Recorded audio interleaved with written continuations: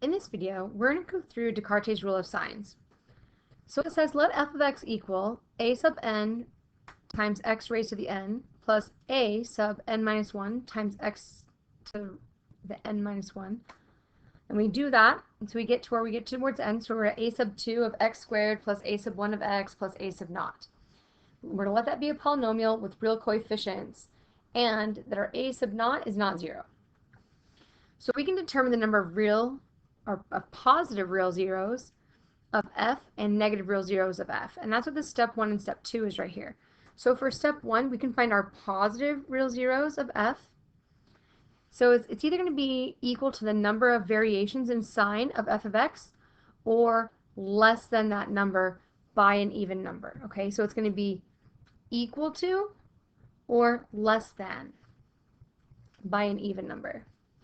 And we can determine the negative real zeros of f is going to be either equal to the number of variations in sign of, and notice that we're changing it, so it's f of negative x, or it's going to be less than that,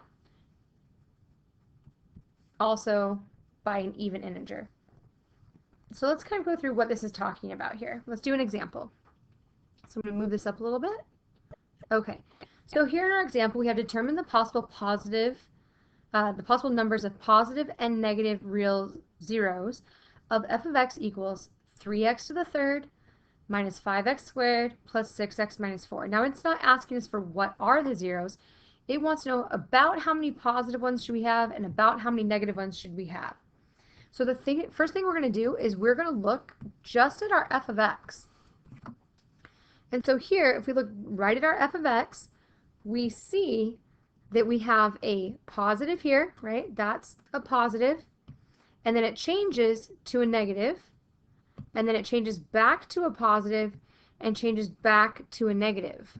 So again, so here we have a change. And here we had a change in sign. And here we had a change in sign. And so here we have 3 sign changes. And so it's either going to have, based off of this, 3 positive zeros, or, and we have to go by evens, right? So what's 2 numbers away from 3? 1. So it's going to have 1 positive zero. So if this had been a 5, I could have been 5 or 3 or 1. Let's take a look at the negatives. So now what we're going to do is we don't want just f of x, we want f of negative x, which means that we're actually going to have to first put a negative in for all of our x values for that variable, and then reduce that or simplify it. So here we're going to have, when you take a negative and you raise it to an odd power, it's going to stay a negative. So this will be a negative 3x to the third.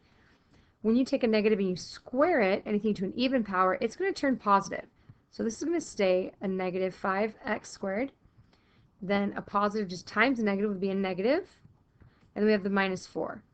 And so here we see that we have a negative and a negative and a negative and a negative.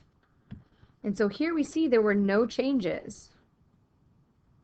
So because there were no changes, then that means that there are no negative zeros. So our answer here is that we can have 3 positive or 1 positive zero and no negative zeros.